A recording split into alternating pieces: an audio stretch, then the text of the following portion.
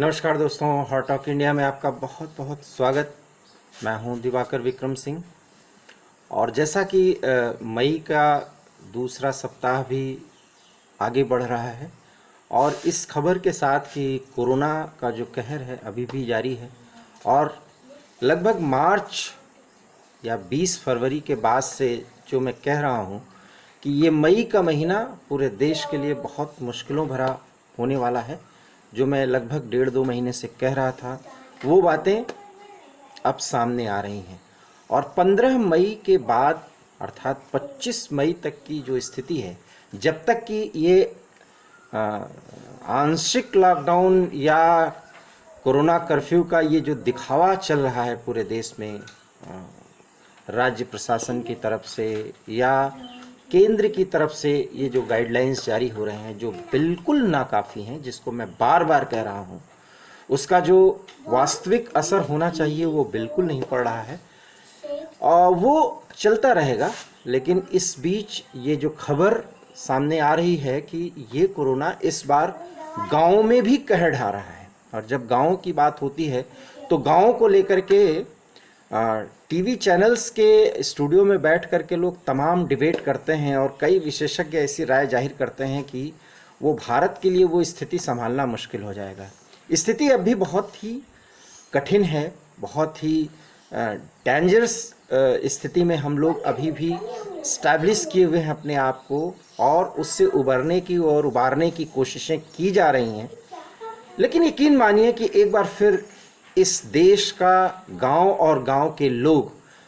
पूरे देश के लिए फिर से एक बार सामान्य जीवन की ओर लौटाने की ओर एक बड़ा संबल बन सकते हैं, बड़ा आधार बन सकते हैं और बनेंगे। ये मैं बात इसलिए कि कोई एक ऐसी रिपोर्ट पढ़ के नहीं, बल्कि गांव में रहकर और गांव की स्थिति और कोरोना को लेकर के गांव के लोगों की जो सोच है और उससे लड़ने का उनका जो तरीका है, उसको देखते हुए एक व्यापक अनुभव के आधार पर जो मैंने अनुशीलन किया है, उसके आधार पर मैं कह सकता हूं कि गांव एक बार फिर बड़ी ताकत बन के उभरेगा। जो लोग ये मानते हैं कि गांव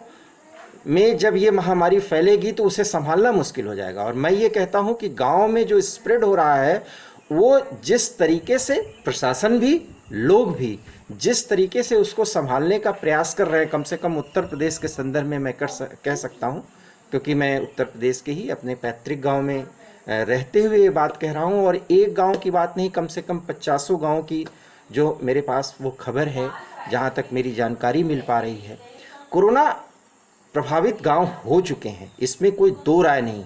और कहर भी बढ़ रहा है और लोगों की मौत भी हो रही है और बहुत जल्दी प्रभावित होकर के बहुत जल्दी मौतों की भी खबर आ रही है। लेकिन उससे निपटने का भी जो तरीका है और जिस तरीके से स्थानीय प्रशासन और साथ साथ लोकल डॉक्टर्स की जो टीम है, सरकारी या जो प्राइवेट हॉस्पिटल्स हैं, वो बहुत ही ज़्यादा असरदार तरीके से इस महामारी को कंट्रोल करने में लगे हुए हैं। तो मैं ये बात कह सकता हूँ कि गांव लोग के लोगों की जो जागरूकता है, खास करके मास्क को लेकर के, सैनिटाइजेशन को लेकर के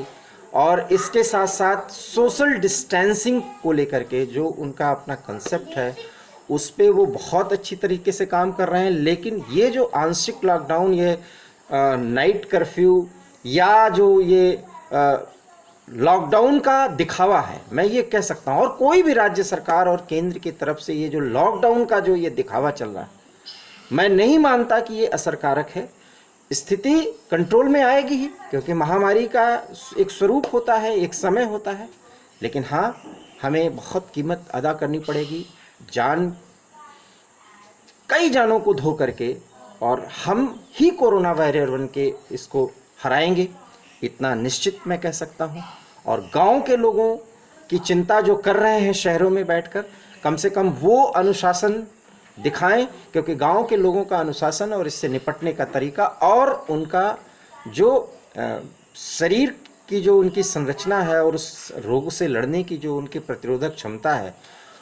वो बहुत ही मजबूत है और जल्दी और असरदार तरीके से, कारगर तरीके से वो कोरोना को हरा भी रहे हैं। कई ऐसे मरीजों से मैं मिल चुका हूँ, देख चुका हूँ।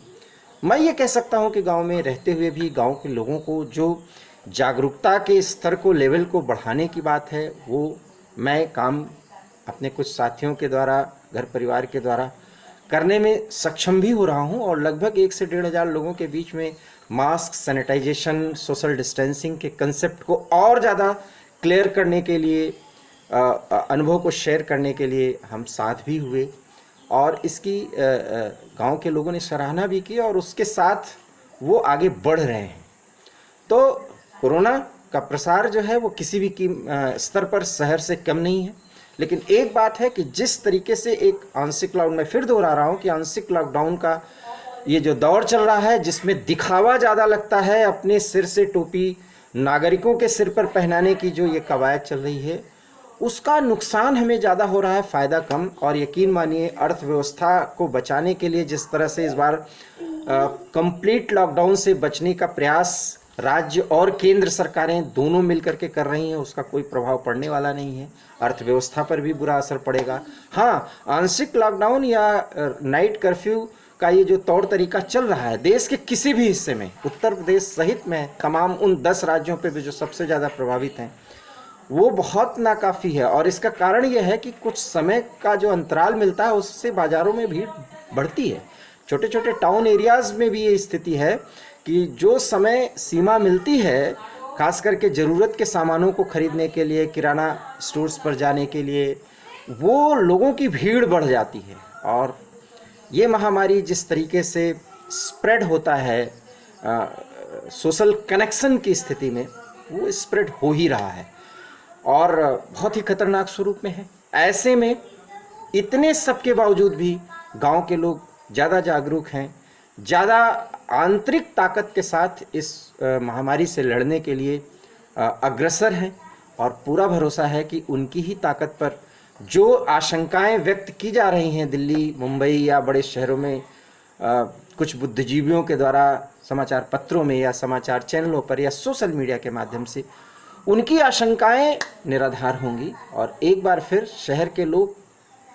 मैं भी शहर में ही रहता हूं, कम से कम 1-1.5 महीने से गांव और गांव के वातावरण में रहते हुए जो मैं फील कर रहा हूं कि शहर के लोगों को गांव के लोगों से बहुत कुछ सीख लेने की ज़रूरत है, क्योंकि इनकी ताकत पर और जिस तरीके से, जिस अनुशासन के साथ अपने सामाजिक जीवन को, अपने रोज़मर्रा के जीवन को ये आगे बढ़ा रहे हैं, उन मुश्किलों में जो कथित लॉकडाउन में हो रहा है,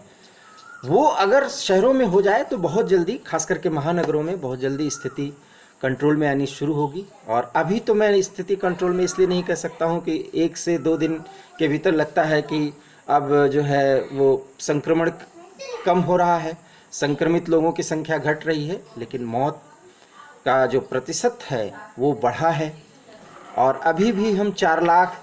या उससे थोड़ा ज़्यादा ही, या ये 2-3 दिनों में हम उस स्तर पर प्रतिदिन के संक्रमितों की संख्या को टच कर रहे हैं।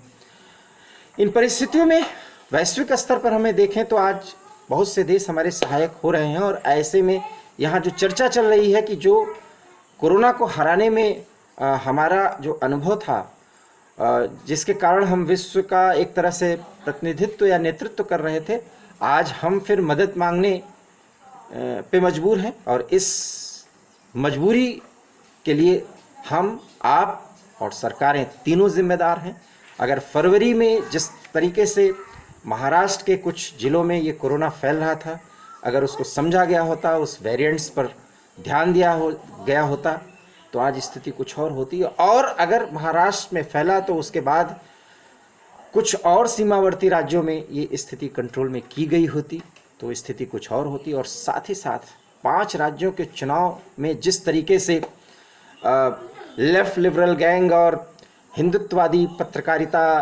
का एक जो द्वंद्व चला, और उसमें राजनेताओं ने अपनी अपनी खूब रोटियां सेकी, वो भी बहुत दुखद रहा। और कम से कम वो स्थिति जो आज है, उस स्थिति और इस स्थिति की जब मैं तुलना करता हूं तो निश्चित रूप से यकीन मानिए, राजनीति या राजनीति के विषय पर बोलना भी मुझे बहुत, मतलब अपने पत्रकारिता के धर्म के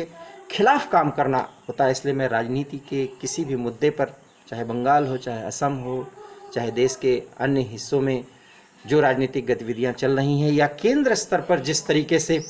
मोदी वर्सेस विपक्ष का जो ये गेम चल रहा है, और एक दूसरे को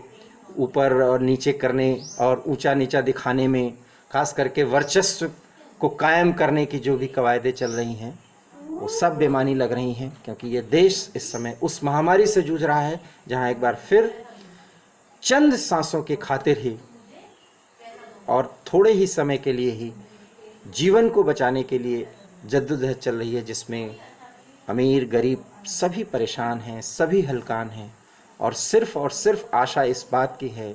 सहारा इस बात का है कि हम अपनी ही कोशिशों से एक बार इस कोरोना को ज़रूर हराएंगे। बहरहाल ऑक्सीजन सिलेंडर और सिलेंडर की उपलब्धता को लेकर के चल रही राजनीति के बीच खबर ये है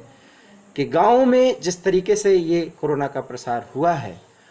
उस कोरोना को लेकर के कोई दहशत नहीं है और लोग बहुत ही संयत और अनुशासित होकर के इस लड़ाई को लड़ रहे हैं। और साथ ही साथ उत्तर प्रदेश के संदर्भ में अगर मैं देखूं तो मैं मान सकता हूं कि लोकल स्तर पर डॉक्टर्स की टीम बहुत अच्छी तरीके से काम कर रही है। RT-PCR टेस्ट, एंटीजन टेस्ट की सुविधा गांव में भी उपलब्ध कराई जा रही है, साथ ही साथ वैक्सीनेशन की सुविधा गांव के प्राथमिक स्वास्थ्य केंद्रों में मिल रहे हैं। और मैं वैक्सीनेशन का फर्स्ट डोज कोवैक्सीन जो है अपने गांव के प्राथमिक स्वास्थ्य केंद्र में ही लिया हूं। तो मैं ये कह सकता हूं कि उपलब्धता सरकार और प्रशासन की तरफ से जरूर की जा रही है, कमियां अभी भी बहुत हैं। बावजूद इसके वो प्रयास जो कोरोना के प्रसार को रोक सकता है वो हो तो रहा है, लेकिन लॉकडाउन और कोरोना कर्फ्यू को लेकर के अभी भी मैं ये मानता हूँ कि ये बिल्कुल नाकाफ़ी है और इसका अंततोगत्वा नुकसान उतना ही होगा जितना संपूर्ण लॉकडाउन लगाने को होता। और एक सख्त निर्णय की दरकार प्रधानमंत्री मोदी से थी, लेकिन शायद इसमें एक ऐसी राजनीति है जिसके कारण वो सख्त कदम उठाने से परहेज करते रहे और जिसका खामियाजा हम सबको भुगतना पड़ रहा है। लेकिन उसके लिए सिर्फ प्रधानमंत्री मोदी ही जिम्मेदार नहीं है, देश की पूरी राजनीतिक व्यवस्था और राजनीतिज्ञ जिम्मेदार हैं, लेकिन उससे प्रधानमंत्री भी बच नहीं सकते। और इस बात का दुख हमें इसलिए है क्योंकि प्रधानमंत्री मोदी की कार्यशैली और उनकी जो निर्णय लेने की जो एक ताकत रही है वो इस बार नहीं दिखी है। इसलिए मुझे थोड़ी सी मायूसी ज़रूर हो रही है। मायूसी ही सही, लेकिन अभी भी आशा और विश्वास कायम है इस बात को लेकर के देश के खातिर स्पष्ट निर्णय के साथ इस कोरोना महामारी को हराने में सफलता हमें ज़रूर मिलेगी। हम सब की ताकत पर एक बड़ा निर्णय केंद्र और राज्य सरकारें जरूर लेंगी और वो निर्णय ये है कि सोशल डिस्टेंसिंग की खातिर थोड़े समय के लिए कंप्लीट लॉकडाउन पूरे देश के स्तर पर एक बार होना ही चाहिए, तभी ये चेन टूटेगा। यकीन मानिए इससे बड़ा सच कोई और नहीं हो सकता। मैं डॉक्टर नहीं हूँ, मैं विशेषज्ञ नहीं हूँ, लेकिन कोरोना को लेकर के जितनी रिपोर्टिंग और जितना मैंने अपनी आंखों से देखा है गांव से लेकर के शहर तक में पिछले 1-1.5 सालों में, उसके आधार पर मैं कह सकता हूँ कि बहुत सीमित समय के लिए ही सही, लेकिन कंप्लीट लॉकडाउन की ज़रूरत है। इस वीडियो में इतना ही। अगर आपको मेरा वीडियो पसंद आया हो तो प्लीज़ इसे लाइक करिए, इसे शेयर करिए और हमारे YouTube channel hot talk India को प्लीज़ सब्सक्राइब करिए और Facebook page hot talk India पर हमें प्लीज़ फॉलो करना बिल्कुल ना भूलिए। बहुत बहुत धन्यवाद। नमस्कार।